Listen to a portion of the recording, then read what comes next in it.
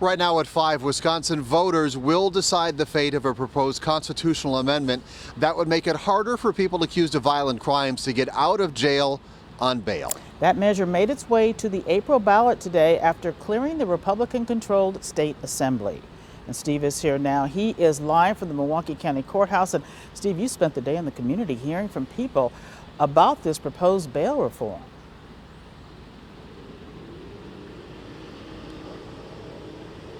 Yeah, Carol, we spoke with people who have been victimized by someone out on bail. They say the answer is getting tougher on those accused criminals, keeping some people off the streets while they await their trial. But a defense attorney tells me that can be a major violation of a defendant's rights because it punishes a person and locks them up before they have been convicted of anything.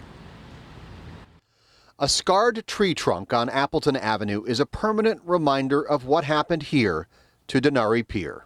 On October 5th, Peer was killed when the car he was riding in crashed violently. Police estimate the car's driver was flooring the accelerator. Its speed on impact more than 100 miles per hour. Initially, it was just in shock.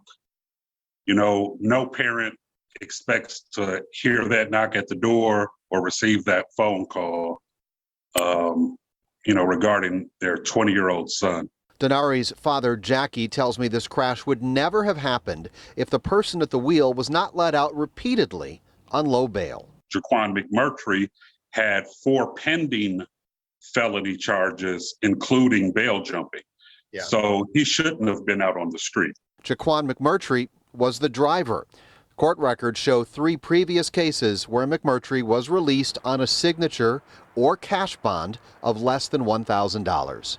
Since then, the Peer family has been pushing for tougher bail policies they believe could have saved their son's life. My son would still be here if they did what they're supposed to do, and that's protect the public. From your perspective, what would tougher bail policies mean for the average defendant? I asked that question of veteran defense attorney Jonathan Lavoie. He says major bail reform is not needed, and the legislature's good intentions could have bad consequences. If we start holding everyone or a lot of people in custody just because they're accused of committing a crime, we're going to be punishing them before they're convicted in court. Right now, bail in Wisconsin is designed to work as an incentive to make sure a defendant returns to court for trial. Lavoie sees the bail system proposed by Republicans in Madison as a way to lock somebody up without a trial, which will disproportionately hurt defendants who don't have deep pockets. And that's going to have an effect on people that are of low income, people that are simply unable to post bail. The people that have good incomes are able to post bail and get out. So I think it's going to have a negative impact on people that are the most poorest in our communities. Jackie Peer understands that, but grieving the loss of his son is convinced keeping other families from feeling this kind of pain needs to be a priority. You will be voting for this when it's on the ballot in April? I will. I still need to read over it more, but from what I've seen, it does have a lot of the things that we've been asking for.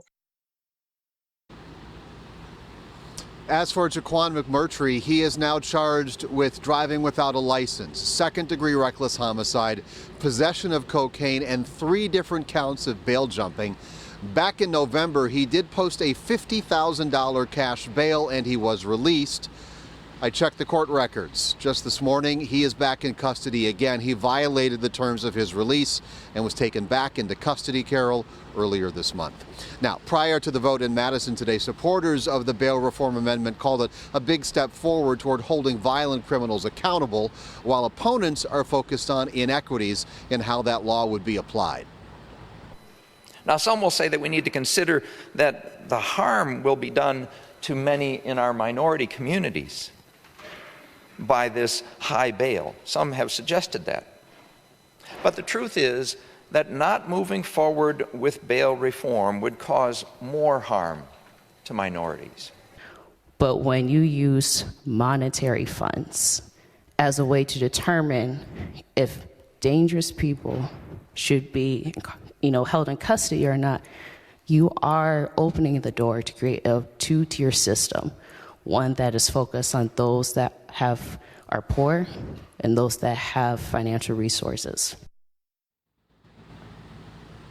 The amendment passed by a vote of 74 to 23. It would require a judge to consider a defendant's potential risk to public safety, including his or her criminal history, when it came time to set bail. It is on the statewide ballot April 4th. Whatever the voters decide, it cannot be vetoed by the governor. And I'm